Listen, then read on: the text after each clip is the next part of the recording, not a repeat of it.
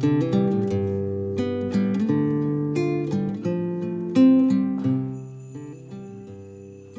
topic of moral philosophy, metaethics. So this is going to be looking at the nature of morals. Where do morals come from? What are morals? That's what metaethics is. So to understand this topic, we need to differentiate between moral realism and moral anti-realism. So the theories we're going to look at are going to fall into these two different categories. So moral realism states that there are moral facts, which means that there are mind-independent properties of the world which correspond to moral facts. So when we make a moral statement such as murder is wrong, a moral realist would say there is some independent property of our world, of our reality, that makes it so that murder is wrong, that it's true that murder is wrong. Whereas moral anti-realism, they state that there are no moral facts. So there are no independent properties of reality that we can look at which makes a moral statement true or false, okay? Or would always make a moral statement false. So they would say that moral statements are mind-dependent concepts. They're just constructs of the human mind. They're human conventions. So the second distinction to make is between cognitivism and non-cognitivism. So cognitivism states that moral language is truth apt. When we get these two, these also fall into religious language as well. So when you're saying that moral language is truth apt, what that means is it can be verified to be either true or false. It's a statement that has a truth value. For example, if I said that the moon is over there, that is either true or false because it can be verified to be true or false. But if I just said something like, ouch, or don't do that, that can't be verified to be true or false. It's not truth apt, which leads on to non-cognitivist statements. So a non-cognitivist statement on moral language is to say that they're not, moral language or moral statements are not truth apt. They're just expressions. They're expressions that are not verifiable or falsifiable as either true or false. So how this all fits into metaethics when we're looking at these different topics in metaethics or these different ideas and theories is like this. So this is a little grid on all the different aspects of metaethics that we're going to look at. So first of all, moral naturalism, that's looking at utilitarianism and virtue ethics, and they're moral realists, so they believe that there are moral facts. And those moral facts are things like pain and pleasure or character virtues. Moral non-naturalists, again, are moral realists. They believe it's something like intuition, that's where we get goodness from, and that's a natural property. And they're also cognitivists because they believe that moral statements are truth apt. They have a truth value. Then we get this kind of in-between, which is from Mackey. He's an error theorist, okay? So he states that, yes, moral language is cognitivist. It's cognitive. It expresses a statement that is either true or false, like murder is wrong. However, what Mackey thinks is that we're always false. So whenever we're expressing moral statements, although cognitivist, they're always going to be false. And then our anti-realist theories, which are non-cognitivist, is emotivism and prescriptivism. Emotivism is the idea that all we're expressing is just a feeling towards something or an opinion or a sense of agreement. There's no actual moral facts about the matter. It's just an expression of our own motivations. And prescriptivists, such as Hare, they think that moral statements aren't truth apt statements. That's why they're non-cognitivist. And they're also moral anti-realists because they believe they are just expressions of commands, prescriptions, telling you what to do, basically. So that's how it works, but we'll take each in turn. So moral naturalism, such as utilitarians and virtue ethicists, which you'll have a look at in more detail, they believe that moral properties are found in pain and pleasure. So utilitarian thinks that pain and pleasure, this descriptive aspect of humans and how humans behave, that way of that we all seem to want to have pleasures, or we all seem to seek pleasures and avoid pain. That's a natural property or a natural aspect of us living things. And that's where utilitarians think that's going to be the natural property, the arbiter of what makes a moral statement true or false, hence maximising pleasure and minimising pain. A virtue ethicist, or an Aristotelian, they think that moral properties are found in a person's character virtues, which for Aristotle means how a thing performs its function. And for Aristotle, the way a thing performs its function, how well it does that, how good it does that, okay, for humans is things like being good political animals, and that's where morals are had, or achieving wisdom. And that's a natural property of being human. That's our function, our soul, of doing those things. And that's where moral statements get their truth value, whether we're achieving that function well. Which is, again, both these theories in moral philosophy are empiricist theories. They're looking out into the world, describing the way things are by their very nature. So yeah, utilitarian, they would say that what is bad is pain, okay? That's a bad thing. If something produces pain, it's bad. It's a natural property of the world. That's where we can verify or falsify our moral statements. And for virtue ethicists, they would say something that's good is like virtues, all right, character virtues, which you can see in people and how they behave. So there are a few problems with this. More's objection is the naturalistic fallacy. So More was a non-naturalist, still a moral realist, still a cognitivist, but he thinks that the moral naturalists don't get something right. He calls it the naturalistic fallacy. And what this comes down to is Hume's is-ought gap. So More has a problem with how Mill, who was a utilitarian, he argues for utilitarianism. He has a problem with the way Mill describes how we are, i.e. things that desire pleasure and pain, and then makes that jump from the way that we are as a description, things that desire pleasure and pain, to what then we ought to be doing, i.e. maximising pleasure and minimising pain. The naturalistic fallacy is to say that you can't move from the way a thing is, or the way things are, to the way things ought to be. It's what Hume calls the is-ought gap. Just because something is the case doesn't mean it ought to be the case. So the way More explains this in more detail is Mill seems to use the word desirable in two different ways. So you can say that something is desirable in the way that things do desire that, okay, or humans desire a thing. It's desirable in that way. But then he moves to say that, therefore, it's desirable in the sense that we all ought to desire it. But those two differentiations between just because we desire it doesn't mean we ought to desire it is the problem here.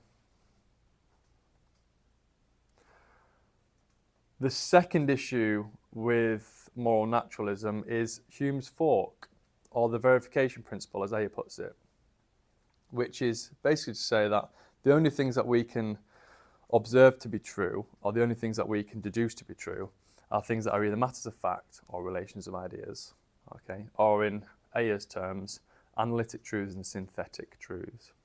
Difference between the two. Relations of ideas is that something is true just in the nature of the thought itself.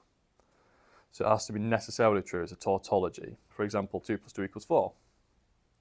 It's necessarily true a priori because just thinking about it makes it true. We don't have to look out into the world. All bachelors are unmarried men. Again, it necessarily is true because just in the nature of being a bachelor, you are unmarried. And matters of fact, more importantly, or synthetic truths, are empirically verifiable truths, something that we can actually see in the world. All right, we can verify it with our observable senses.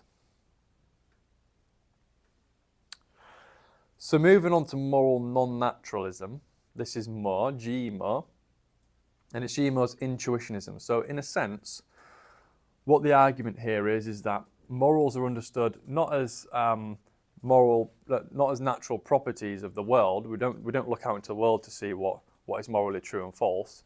Rather, we get an understanding of that through our natural intuition. And we all have an intuition. We can all intuit what is right and wrong. It's just there within us. And there isn't really any proof for it. We can't prove it in any way, but it's all there. Sort of like, imagine we can't prove consciousness, but we all have it. We all have it within us. It's kind of the same thing for morals. We can't prove them, but we all have an understanding of them, just in the nature of being a thing, being a human. So the argument that he uses for this is called the open question argument, More's open question argument. And what More considers is 3 different options for what is good. So the 3 that he considers is either good is indefinable, okay, so we can't actually define what good is definable, or good is empty. By a process of elimination, he first rules out the fact that good cannot be empty. It's not literally an empty term. It's not literally meaningless. It obviously means something. We use it in a meaningful way. Therefore, cognitivist. And then he rules out that good is definable because he thinks that whatever you use to define the term good, it will only raise the question, well, is that thing good? And we have this infinite regress then of always asking, well, is that thing good? Is that thing good? And why is that thing good? And why is that thing good? So it never gets to this base level of, well, yeah, this is definitely a good thing. So therefore, he comes to the conclusion that good must be indefinable, hence something we must intuit, we cannot prove. Of course, there are issues with that. The big major issue here is, well, what is good then? Surely, if it's just something that we inherently intuit, okay, and we can't prove anything, then anyone's version of good, anyone's subjective, genuine, authentic sense of goodness from whatever they say they intuit is good, which could end up rendering the term goodness meaningless, because it doesn't therefore have this agreed upon use. So that's the issue with More's intuitionism. So now we're moving on to error theory. So this is Mackey. So again, Mackey is a moral anti-realist. So he doesn't believe that moral statements are that there is any mind-independent facts to the matter of moral statements. He actually thinks that they're always false. Okay, because there's no independent thing in reality that can make a moral statement true. However, he is a cognitivist because he believes that when we're making these moral statements, we're expressing something that does have truth value, because it's a proposition about the world that we're expressing, like murder is wrong. We're expressing some proposition about the world, but we're in error because we're always false, because there is nothing there that can ever make it true. The 2 arguments he uses, which are important to understand, are the argument from relativity and the argument from strangeness, or it's sometimes called the argument from queerness. So first of all, the argument from relativity is just to state the fact that morals seem to change from culture to culture, society to society. It seems like if you look out into the world, look at the history of humanity, you can see this dynamic state of moral understanding. It seems that morals have been changing all through time and changing from culture to culture, place to place, culture to culture, time to time. So Mackey considers whether either we're just wrong about morals, there is a moral fact, and we just keep getting it wrong, we're just still trying to figure it out from culture to culture, time to time, place to place, or there are no moral facts. And that's why it explains how there is this dynamic aspect of morals that it keeps changing. So for Mackey, he thinks, well, the only sensible conclusion we can make is that there are no moral facts. It's not as if we can agree that we're just getting it wrong, all right, that we're just misunderstanding between different cultures and different time periods. It's just that there are no moral facts. And to support this comes his argument from strangeness. So he thinks that another reason why we should accept that there are no moral facts is because it seems like there's 2 different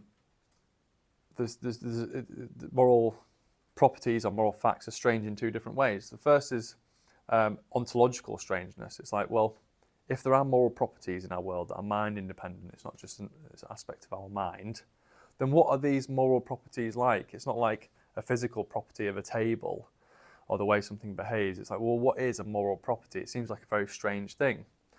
And epistemological weirdness is to ask, well, what faculty do we even use to understand moral properties of our world? These mind-independent properties of reality that seem to be morals. How do we even come to what faculty can we use to even understand them? It's not like seeing that there is a table there that I can just use my visual senses to see that there's a table there. How do I see that there is something moral there? So that's another reason why he thinks we should just accept that there are no moral facts. Some issues here, or some replies to Mackey.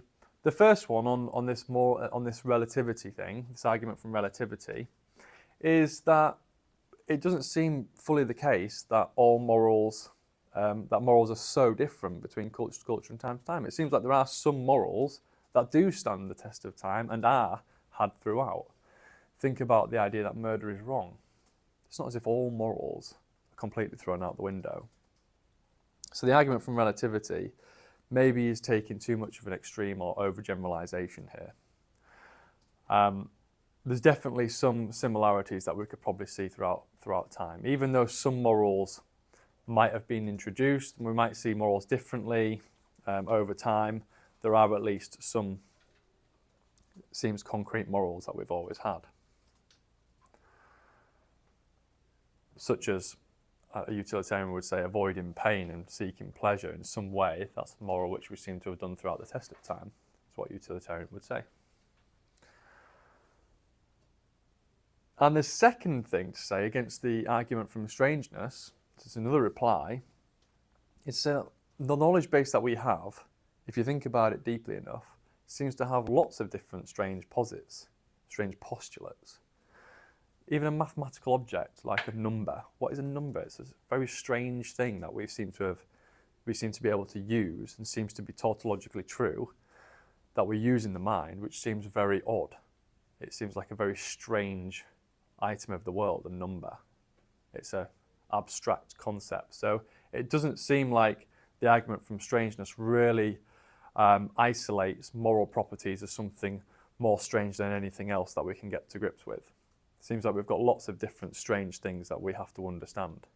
Even like colour or the sense of the size of a thing, the sounds of things, all these different things that we seem to be able to understand all seem strange in their own way if you think about them deep enough. So what's the difference for morals? Okay, so moving on to emotivism then. Emotivism is Ayer and Hume, okay? And this is just to say that what is good is just something that we either assent to or agree to or disagree to, and that's all there is to it. It's just some kind of internal motivation from each individual, and that's how morals work. This kind of subjective sense of morals is what an emotivist would say. And what makes something what we all agree on is just that we all individually have a motivation towards that thing. We don't want murder in here, all of us subjectively, so if I have this intersubjective agreement that murder is wrong, but there's no moral fact to the matter, it's just that we all agree on it. The fact is just that each individual feels that way. And of course that explains why, although many of us will agree that murder is wrong, some people might not, and then they end up breaking the law. But for Ayer and Hume, there is no actual fact to the matter, other than how you feel about it. And there are all kinds of arguments for this. Hume's gap is the biggest one. Okay, so that is probably quite pertinent in this, in arguing for emotivism. And it's because Hume thinks that there is no amount of descriptive propositions about our world, seeking pain and pleasure, the fact that someone seems braver than another. There's no amount of description about the way that we are or the way the world is that will ever prove a moral statement. There is no amount of is that can get to an ought. Because according to Hume, beliefs are not moral judgments. A belief is some proposition, some fact about the world, we believe a fact, whereas a moral judgment is more like a motivation. It's just something that we desire to be the case. That's all it is. there is a reply to this from Searle. Searle thinks that there are maybe some things, maybe a counterexample here that we can use to prove that you can get from an is to an ought. Okay, and you can take this as you will, but the thought experiment goes like this. So, if I promise to pay you £5 next Tuesday, that is a fact. I've promised to pay you £5 next Tuesday. Maybe we've even signed a contract. So we can move from a descriptive claim that is the case, that I've promised to pay you £5 next Tuesday and signed it, to therefore I ought to pay you £5 next Tuesday. Searle believes that this is a case where you've clearly gone from an is to an ought, and that's acceptable. However, Hume or Rea would just reply to that there is a hidden premise in that, which is an ought claim, which is that you ought to keep your promises, or you ought to abide by the contract. So therefore, it's not going from an is to an ought, okay? As in, it's just you thinking that you ought to do that, and that's all it is. Lastly then, prescriptivism. So this is Hare, and what Hare thinks, and there's other philosophers that are prescriptivists, and you can argue Nietzsche's a prescriptivist as well, or Marx. So they believe that moral principles are more like things that we prescribe. They're just commands from people in power. That's all moral judgment is. It's just us telling you what to do. It's a way for us to regulate our behaviour, and that's simply it. So what is good is just whatever I say or whatever someone in power says.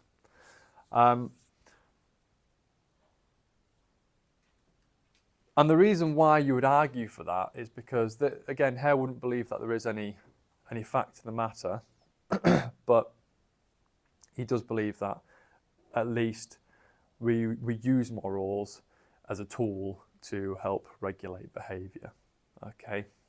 But it just doesn't have any fact. There's no kind of mind-independent property, or natural property of the world that actually makes a moral statement true. So, some issues here is that you could argue that's not actually how we use moral language. To be a non-cognitivist, okay, a moral language, is to state that we all use moral language in a particular way, i.e. not expressing truth-apt statements.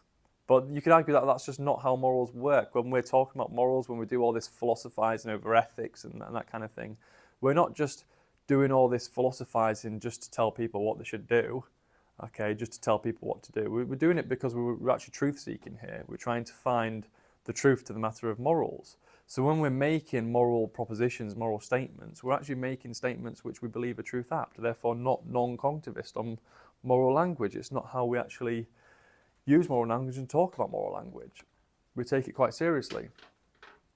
Second thing is, how do we account for moral progress? What do we say about that? When we're saying that we've progressed morally over time, when we've come away from slavery and come away from all the atrocities that we used to do, when we've had all this moral progression which has led to a better society, surely the only way we can account for that is by expressing the fact that there are natural properties of the world which makes moral statements true or false, which makes it so that we have had moral progress. If it's just a case of finger wagging, telling people what to do, it doesn't really account for the moral progress we've had. And the last point is this perhaps just leads to moral nihilism. That people may just think, well, you know what, there is no such a thing as morals. I can just do what I want. As long as I'm telling everyone else what to do, I can make the morals. That's maybe a moral nihilist point where we don't want to be. The fact that we can't agree. Because why should we? If there's no independent property of the world that we can look at to find out what's morally true, what makes it so that we ought to agree? Maybe there needs to be something more sophisticated going on here. Some reason for it all. So that's that. That's metaethics in a nutshell. So yeah, there you go.